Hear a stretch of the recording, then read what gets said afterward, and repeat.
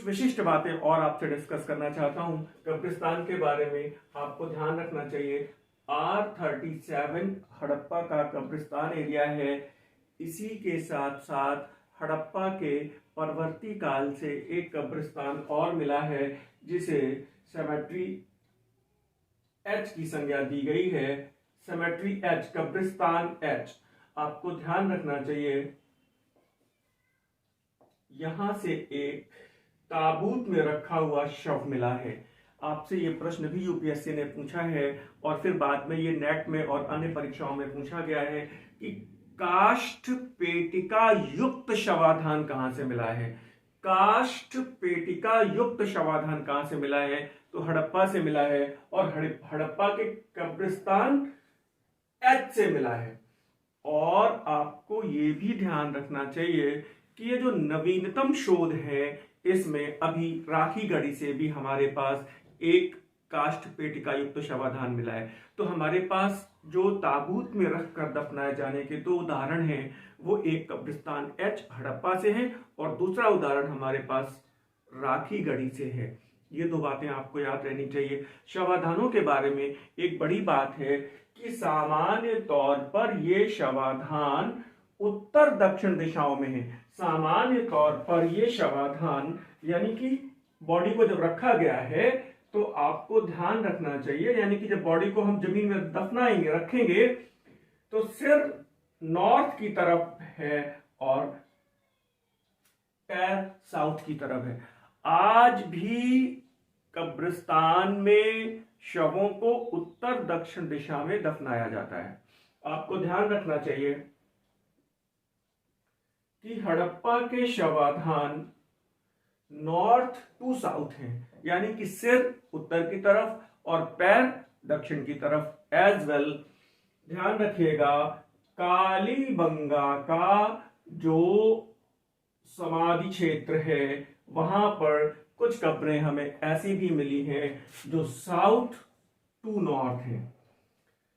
South to north है, इसका मतलब यह हो गया कि सिर दक्षिण की तरफ और पैर उत्तर की तरफ। मुझे समझ में लग रहा है कि आप क्लियर कट चीजों को समझ पा रहे होंगे। तो हड़प्पा और कालीबंगा को याद रखिए, north to south Harappa, Kalibanga south to north. कुछ बातें और याद रखिए। लोथल है, लोथल के शवाधान ईस्ट टू वेस्ट हैं, यानी पूर्व पश्चिम है। लोथल के शवाधान ईस्ट टू वेस्ट हैं, यानी कि सिर पूरब की तरफ, पैर पश्चिम की तरफ। और जहां तक मुझे याद आ रहा है ये एक विशेष बात है, रोपड़ है और रोपड़ के शवाधान वेस्ट टू ईस्ट है, यानी कि पश्चिम पूर्व है। आपको ध्यान रखना चाहिए कि रोपड़ के जो शवाधान मिले हैं उनका सिर पश्चिम की तरफ है और पैर पूरब की तरफ है। कुछ और विशिष्ट बातें हैं। कालीबंगा और लोथल से हमें युगल समाधियां मिली हैं। कालीबंगा और लोथल से हमें युगल समाधियां मिली हैं। इसका मतलब, यह प्रश्न भी हमेशा कई कई बार पूछा गया है, इसका मतलब यह हुआ कि ऐसी कब्रें जिनमें एक साथ दो शवों को रखा गया है, तो युगल समाधियों के उदाहरण कालीबंगा और लोथल से हैं। और रोपड़ के शवाधान इस मामले में विशिष्ट हैं। रोपड़ के शवाधान इस मामले में विशिष्ट है कि यहां पर मानवीय शवों के साथ कुत्तों को भी दफनाया गया है। कुत्ते भी दफन हैं। ये एक इंपॉर्टेंट बात है, कुत्ते भी दफनाए गए। हड़प्पा सभ्यता में ये बताइए कुत्ते कहां पे दफनाए गए हैं मानवीय शवाधानों के साथ? तो वो रोपड़ है। और ऐसी ही प्रथा रोपड़ वाली कुत्तों को दफनाने की प्रथा नवपाषाण काल में कौन सा स्थल है आपको मालूम है? वो स्थल है बुर्ज होम। वो स्थल है कश्मीर का नवपाषाण कालीन स्थल बुर्ज होम, जहां पर मानवीय शवाधान कुत्तों के साथ हैं।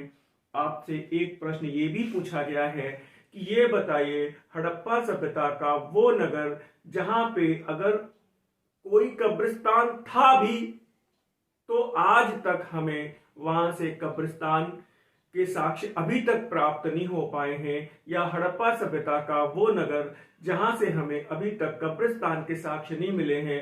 तो आपको जवाब पता है, और जवाब है मोहनजोदड़ो। मोहनजोदड़ो से हमें कब्रिस्तान के साक्ष्य नहीं मिलते। आपको ध्यान रखना चाहिए।